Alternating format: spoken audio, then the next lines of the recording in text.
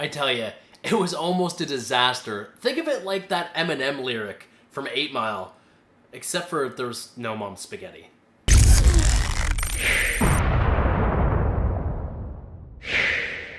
What's going on, guys? My name is QwazyDog, and I wanted to do a very quick video to tell you guys all about my proposal. So, a few weeks back, I had let you guys know, actually, was it even a few weeks back? About a week ago, I had let you guys know that I proposed to my then girlfriend, now fiance. And a lot of you guys asked in the comments or reached out to me personally and said, you know, how did you do it? Was it special? Did you plan it? And yes and no.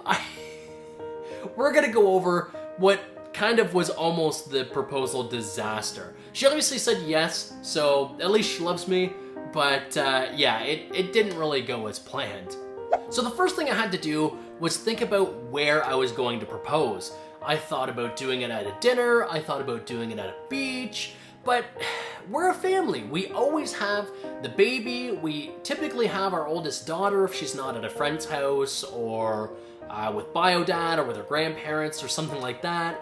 So my abilities to schedule this around a specific place were pretty slim because a lot of the times plans fall through. We can't find a sitter to go for supper and we cancel reservations or something like that. So anyway, I decided to take her to my dad's house, which sounds really weird and corny, but my dad's got a really cute little country home, and in his backyard he's got a little cabin that he built with like a nice wood stove and a bed and like a little desk, and it's very country cozy, I guess you could say, and Keisha just absolutely loves it down there anyway. She loves my family, she loves the property, just the fact that you can go there and disconnect, it's out of the city, you can see the stars, everything is fantastic there. So I figured if I'm gonna do it somewhere, and if that somewhere is gonna be special, it's gonna be at my dad's house. So I really want to utilize that little cabin as well. So I had bought the ring with my mom, and my mom and dad are divorced, so what I had to do was I had to say, Mom, I need you to give the ring to Dad. And then I called Dad and I said, Dad,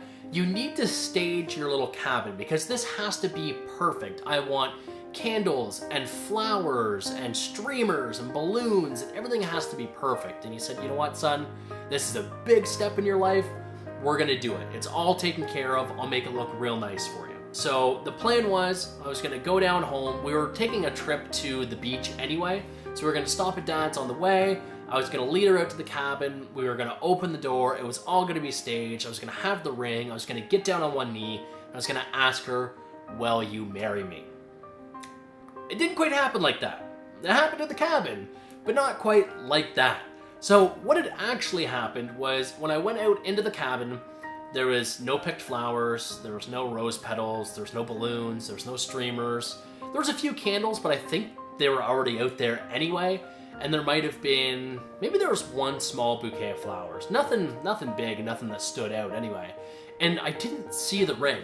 So I call my dad and I'm like, Dad, where's the ring? And he says, son, I'm at your aunt's funeral. So I hung up the phone. And I texted him, I was like, where's the ring? And he said, it's in the cabin, it's behind the chair. So I thought, you know what, that's perfect. I'll lead her out and then I'll be able to get the ring and I'll still be able to get down on one knee and I'll be able to propose. So we all went out to the cabin. It was the whole family. So it was myself, our 7-year-old daughter, our 11-month-old daughter, and then obviously Keisha. So we go out, and one thing that I didn't anticipate was the fact that this cabin obviously has no air conditioning. All the windows are shut. I don't even know if they're really open. It's all like repurposed old barn windows and stuff like that. And it was during the big heat wave that I told you guys about before. So it was like 110 degrees Fahrenheit in this little cabin. So we open the door and it's like an immediate punch in the face as far as the humidity is concerned. And like, I'm sort of nervous already, so I'm kind of sweating as is. And then put me in that heat and I'm sweating even more. On top of it, just like this shirt, I was wearing white, so like I was starting to even go see-through.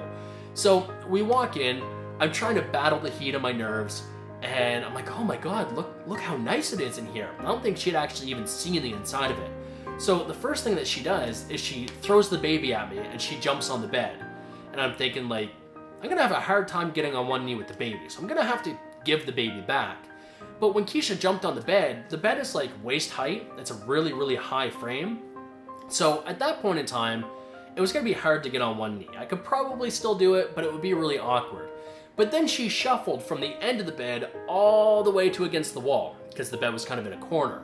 And then our oldest daughter, Emma, jumped on the bed on the end.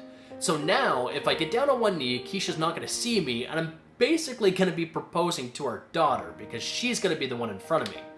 So I thought, shit, there's no way around this. I can't tell her get off the bed and come to me. It's just going to throw everything off. So I tried to work around that as well. Keep in mind, this whole time, I'm sweating like a pig. So I go over to where the chair is that the ring is supposed to be behind. And I bend down really awkwardly, and she's watching me, and she's like, what are you doing? And I just ignored her. I figured the box with the ring in it would be right there. I could sort of palm it. She wouldn't see it. But no. Dad left the ring in the big bag, which was like this big. So I reach down, and I take out this big bag. And she immediately sees the bag. And she's like, what's that? So me, in a sweaty panic, start pretending that I don't know what it is, even though I purposely went to where it was and picked it up. So I walk over to her with this bag. I'm like, I don't know. What could it be? You better open it. I don't know what it is. So she opens it. She takes the paper out. It's a Vera Wang, so the friggin' container's like this big. Then you open that, and then there's a ring box. And then every sort of layer that she's taking out, it's like those little dolls that have the little people inside them, like the little Russian things. So she takes it out of the bag, she takes it out of the thing, she takes the box out of the thing, she opens the box, she finally sees the ring, and she just starts saying, oh my god, you're not serious, can you even afford this? And this just keeps going on and on and on. And about 5 or 6 minutes later, because I haven't got to say, will you marry me, because she's just screaming about the ring, and she's really confused about what's happening, and Emma's confused, and she's asking me what's going on and what's happening, and the baby is squealing because she's hot and she's on the bed, and she just wants to play, and I'm still sweating, and finally about 6 or 7 minutes later, I finally say, well, are you gonna say yes or not? And then she said yes. Emma asked what was happening. I said, you know what, I just asked your mom to marry me. She like flew to the moon and came back down. Like, she was so excited. And then obviously we hugged it out, kissed, stuff like that. But I had expected this spectacular in my head. It was all gonna be staged. We were gonna go in, I was gonna get on one knee. And it turns out we were both sweating buckets. I didn't even really say, will you marry me? I just threw a bag at her from People's. She opened it and figured it out herself. And then we drank some Coors Light and just hung out with the family for the rest of the evening. So to answer people's questions about how did I do it and was it special, it was special. That's how we live our life. Nothing goes as planned when you have a family, but it was still perfect. And I wanted to share that with you guys because it was kind of a funny story and a sort of funny experience that we had. So if you've made it this far and haven't done so already, guys, I would greatly appreciate a like on this video. As well, drop me a comment down below if you guys have proposed to somebody.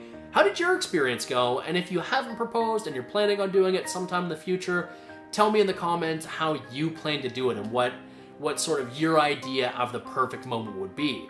Until next time, guys, my name is QwazyDog. You all have been awesome. We'll catch you guys in the next video. Take care.